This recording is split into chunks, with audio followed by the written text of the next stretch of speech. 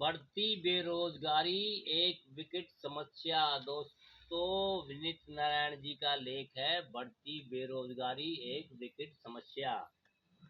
पिछले दिनों खबर छपी कि उत्तर प्रदेश में 2000 पदों के लिए 29 लाख आवेदन प्राप्त हुए।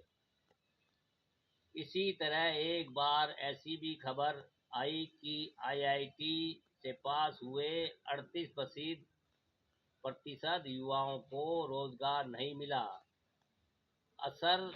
अक्सर यह देखा जाता है कि जब भी कोई अक्सर ये देखा जाता है जब भी कोई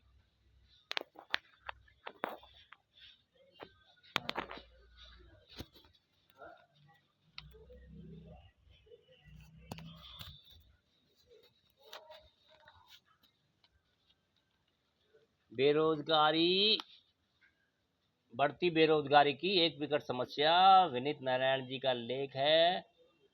पिछले दिनों खबर छपी कि उत्तर प्रदेश में 2000 पदों के लिए 29 लाख आवेदन प्राप्त हुए। इसी तरह एक बार ऐसी भी खबर आई कि आईआईटी के पास हुए 38% युवाओं को रोजगार नहीं मिला।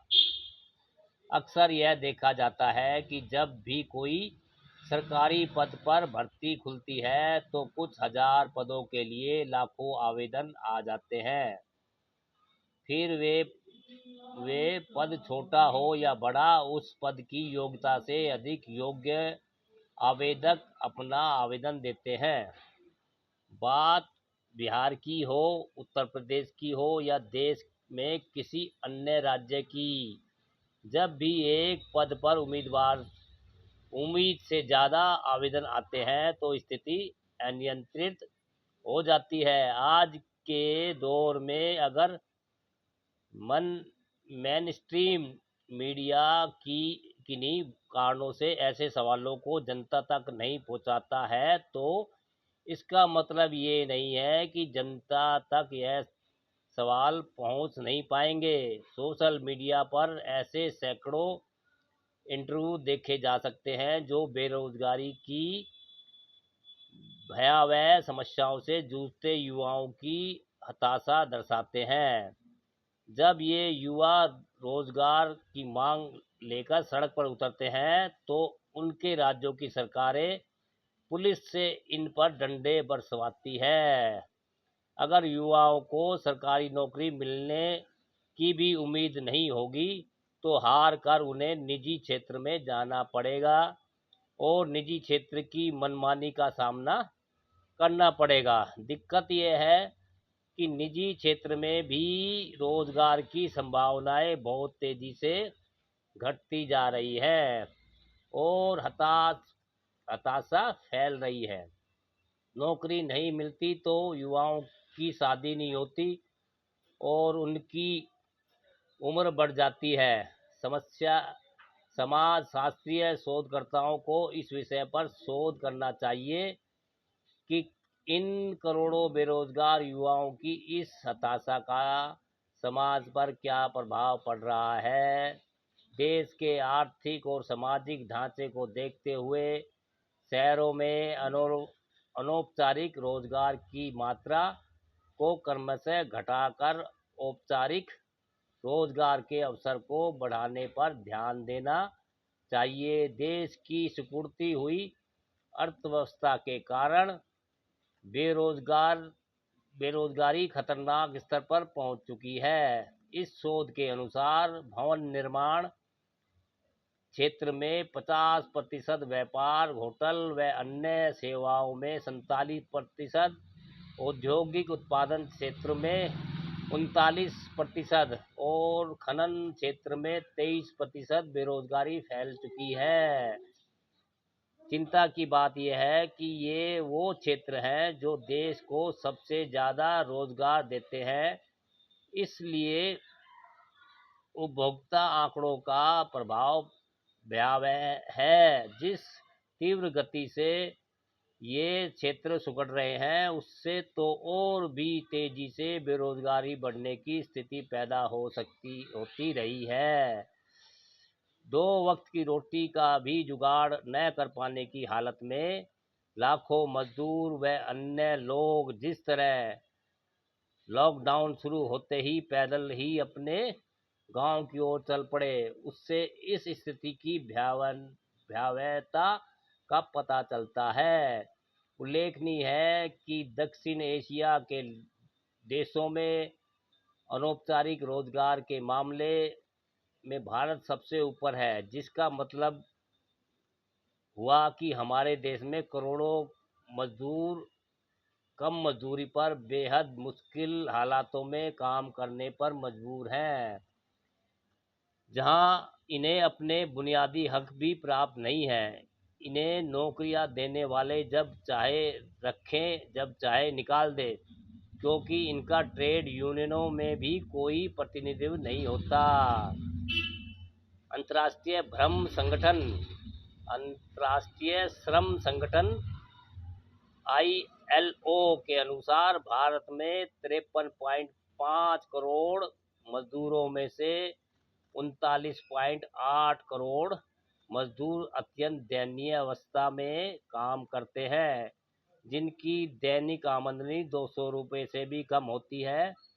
इसलिए मोदी सरकार के सामने 2 बड़ी चुनौतियां हैं। पहली, शहरों में रोजगार के अवसर कैसे बढ़ाए जाए, लेकिन पिछले 7 वर्ष में बेरोजगारी का प्रतिशत लगातार बढ़ता गया है। दूसरा, शहरी मजदूरों की आमदनी कैसे बढ़ाए जिससे उन्हें अमानवीय स्थिति से बाहर निकाला जा सके। इसके लिए 3 काम करने होंगे। भारत में शहरीकरण का विस्तार देखते हुए शहरी रोजगार बढ़ाने के लिए स्थानीय सरकारों के साथ समन्वय करके नीतियां बनानी होगी।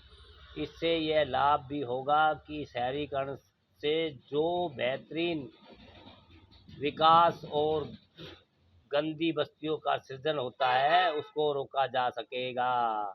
इसके लिए स्थानीय शासन को अधिक संसाधन देने होंगे। दूसरा, स्थानीय स्तर पर रोजगार सृजन वाली विकासात्मक नीतियां लागू होंगी। तीसरा, शहरी मूलभूत ढांचे पर ध्यान देना होगा, जिससे स्थानीय अर्थव्यवस्था भी सुधरे।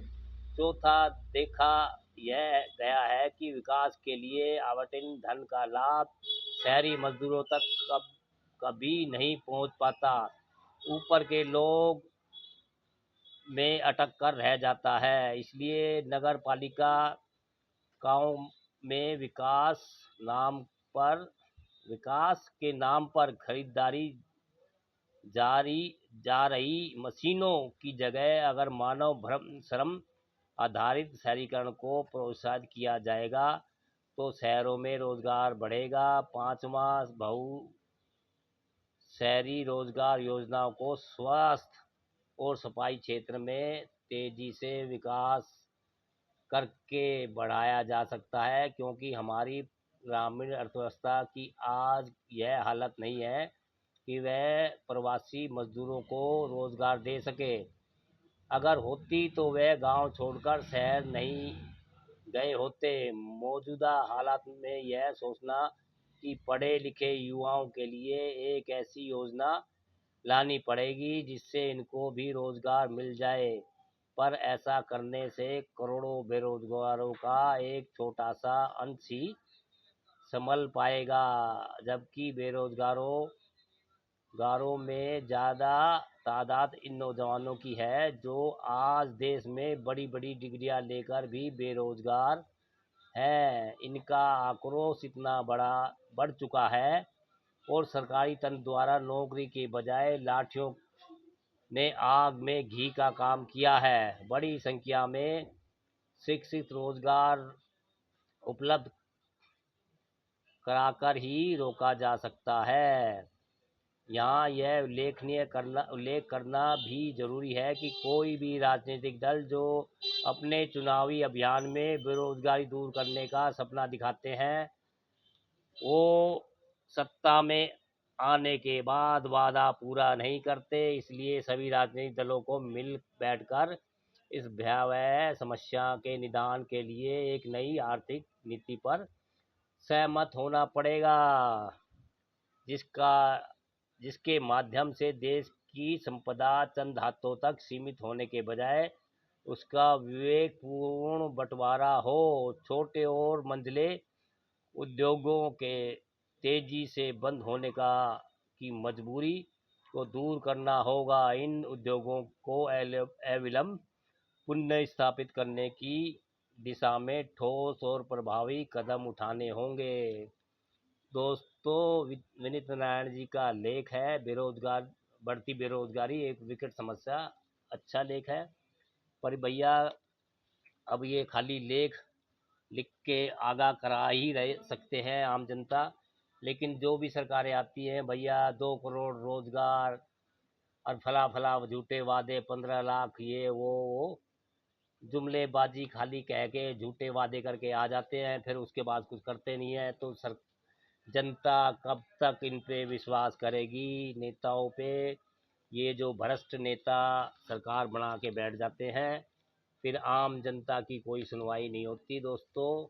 और ये ऐसा पहले भी चलता आ रहा था, पहले कुछ कम दिखाई देता था और अब सोशल मीडिया पे होने की वजह से ज़्यादा दिखाई दे रहा है। और उसमें सबसे बड़ी समस्या तो ये है, जब सरकार 80 और 85 करोड़ लोगों को 5 किलो राशन मुफ्त दे रही है, तो वो साफ दिखाई दे रहा है कि सरकार का कहीं कुछ रोजगार देने की स्थिति में नहीं है। सरकार की हालत बहुत खस्ता है। सरकार खाली ऊपरी मीडिया वीडिया में बकचोदी करते हैं लोग, और हकीकत में ज़मीनी स्तर पर हालत हमारी देश की इतनी ख़राब है कि 85-80 करोड़ लोगों को 5 किलो राशन दे रहे हैं, तो ऐसी क्या मजबूरी है जो आदमी को रोज़गार दे, राशन की ज़रूरत ही नहीं पड़ेगी। पर समस्या ये है कि अगर राशन सरकार नहीं देगी तो वो लोग रोड पे आएंगे। रोड पे आएंगे तो भैया कितनी पुलिस फोर्स मिलिट्री कितनी लगाओगे आप? लोग रोड पे आएंगे। आपने देखा था कि कोरोना काल में लोग कितने हजार लाख एफआईआर दर्ज की, ये किया वो किया, लेकिन लोग रुक पाए नहीं, सरकार से नहीं रुक पाए। और सरकार जितनी जल्दी जाग जाए, जितनी जल्दी अपने देश की जनता को रोजगार दे दे, तो इसी में भलाई है। नहीं तो जनता अगर जाग गई, क्योंकि आए दिन कोई ना कोई धार्मिक जुलूस, अभी चल रहा है सावन में कावड़ कांड है, ये सब चलता ही रहेगा दोस्तों। कब तक? हाँ, बढ़ती बेरोजगारी एक विकट समस्या है। हमारा लेख अच्छा लगे तो वीडियो को लाइक कमेंट शेयर भी करते रहिए दोस्तों।